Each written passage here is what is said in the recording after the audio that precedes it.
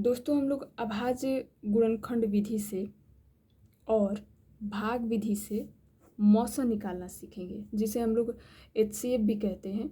ठीक है, तो चलिए सबसे पहले हम लोग भाग विधि से मौसों को निकालना सीखते हैं। देखिए यहाँ पे संख्या लिया गया है 20, 130 और 150। इसी का निकालना है मौसा यानी कि HCF। अब कैसे, ध्यान दीजिए।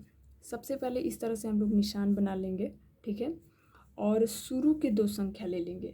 जो संख्या बड़ी होगी उसको लिख लेंगे यहाँ पर, और जो संख्या छोटी होगी उसको यहाँ पे लिख लेंगे। ठीक है, अब 130 का भाग 20 से करेंगे। तो दोस्तों ध्यान दीजिएगा, 20 को एक ऐसी संख्या से गुणा करना है कि या तो 130 आ जाए या फिर 130 के सबसे नज़दीक वाला कम हो। मेरा कहने का सीधा मतलब है कि कम तो हो, कम हो लेकिन इसके सबसे नज़दीक भी हो। तो चलिए हम लोग ढूंढते हैं। देखिए 20 का गुणा 1 से करेंगे तो क्या मिलेगा 20, फिर 20 का गुणा 2 से करेंगे तो क्या मिलेगा 40। थोड़ा और आगे बढ़ते हैं, 20 का गुणा 3 से करेंगे तो क्या मिल जाएगा 60। थोड़ा और आगे बढ़ते हैं, 20 का गुणा 4 से करेंगे तो क्या मिल जाएगा 80। 20 का गुणा 5 से करेंगे तो क्या मिल जाएगा 100। थोड़ा और आगे बढ़ते हैं, 20 का गुणा 6 से करेंगे तो क्या मिलेगा 120। थोड़ा सा और आगे बढ़ते हैं, 20 का गुणा 7 से करेंगे तो क्या मिल जाएगा 140। अब यहीं पे रुक जाना है क्योंकि अधिक तो कतई नहीं लेना है। ठीक है, तो हम लोग देखिए यहाँ पर 120 मिल रहा है, तो ये कितने बार में आया है 6 बार में, तो 6 यहाँ पे लिख लेंगे और 120 को इसके नीचे लिख देंगे। अब हम लोग क्या करेंगे कि इसमें से इसको घटाएंगे, तो 0 में से 0 को घटाएंगे तो 0 मिलेगा, और 3 में से 2 को घटाएंगे तो क्या मिल जाएगा 1, और 1 में से 1 को घटाएंगे तो क्या हो जाएगा 0, यानी कि कट जाएगा। ठीक है, तो दोस्तों देखिए अभी भी ये प्रक्रिया तब तक करते रहना है जब तक कि शेषफल पूर्ण रूप से 0 ना हो जाए। तो अभी भी शेषफल यहाँ पे क्या है 10 है, तो अभी भी हम लोग ये भाग की प्रक्रिया जारी रखेंगे 10, फिर इस 20 को यहाँ पे लिख लेंगे।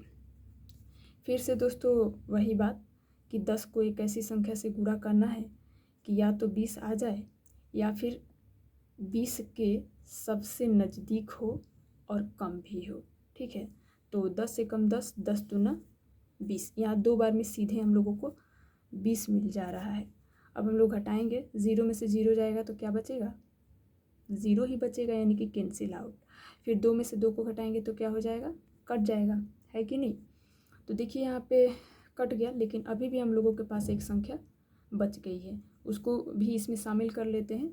फिर इस तरह से कर लेंगे, और ये जो 150 है इसको यहाँ पे लिख लेंगे, और ये जो 10 है इसको यहाँ पे लिख लेंगे। अब हम लोग भाग करेंगे 150 का इस 10 से।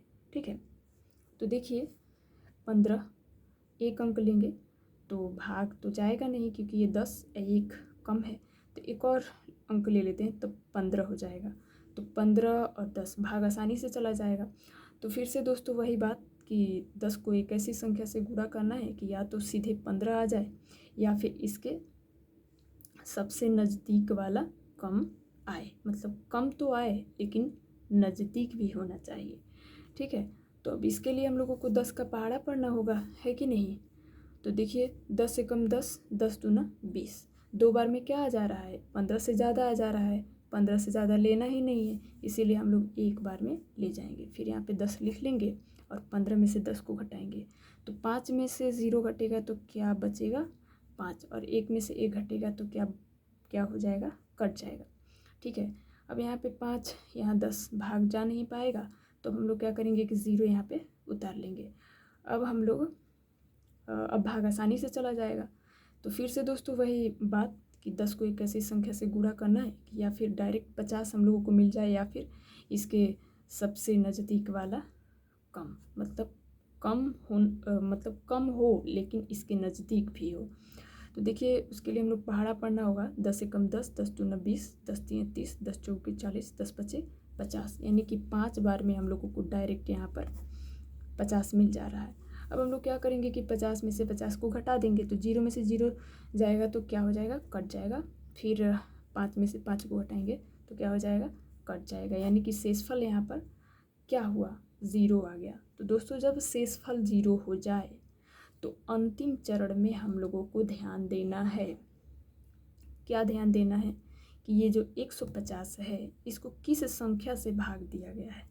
तो यहाँ पर 10 से भाग दिया गया है। तो दोस्तों यही 10 क्या है, मौस, यही 10 क्या है, मौस, जिसको हम लोग HCF भी कहते हैं।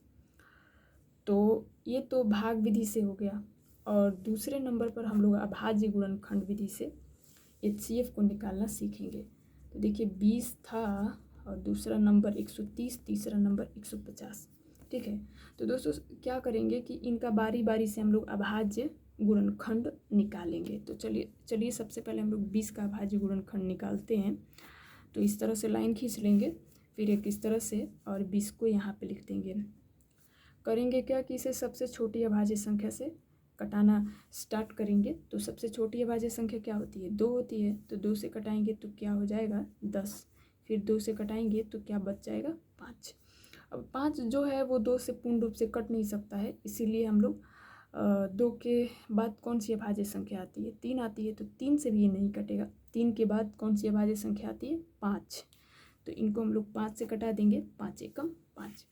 तो इनका अभाज्य गुणनखंड क्या निकल के आया, 2 गुणे 2 गुणे 5, है कि नहीं, 20 बराबर। दूसरे नंबर पर हम लोग 130 का अभाज्य गुणनखंड निकालेंगे।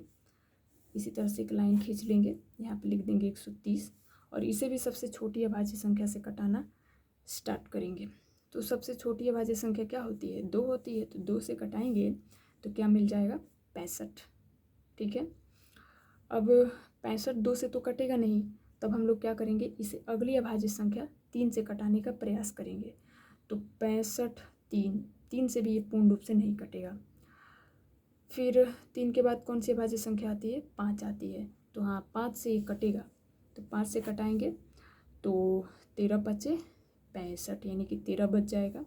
अब 13 तो किसी से कटेगा नहीं, 13 डायरेक्ट 13 से ही कटेगा, 13 एकम 13, यानी कि 130 का अभाज्य गुणनखंड क्या निकल के आया, 2 गुणे 5 गुणे 13, ठीक है ना।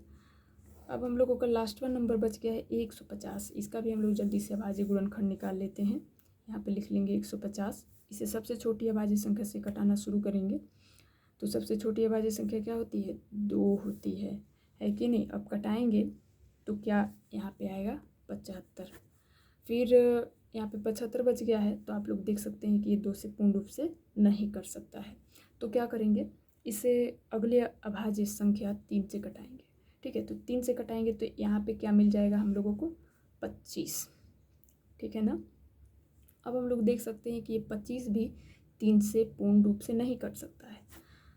तो 3 के बाद कौन सी अभाज्य संख्या आती है, 5 आती है। तो 5 से इसे कटाएंगे, 5 5 25, फिर 5 से कटाएंगे, 5 एकम 5, यानी कि 150 का अभाज्य गुणनखंड क्या होगा, 2 गुणे 3 गुणे 5 गुणे 5। अब हम लोग निकालेंगे इसका HCF यानी कि मौसा। तो अब देखिए दोस्तों कैसे निकाला जाएगा, आप लोग ध्यान देंगे। यहाँ पे सबसे पहले लिख लेंगे HCF इज इक्वल टू, ठीक है ना। अब हम लोग देखेंगे कि इसमें क्या कॉमन है।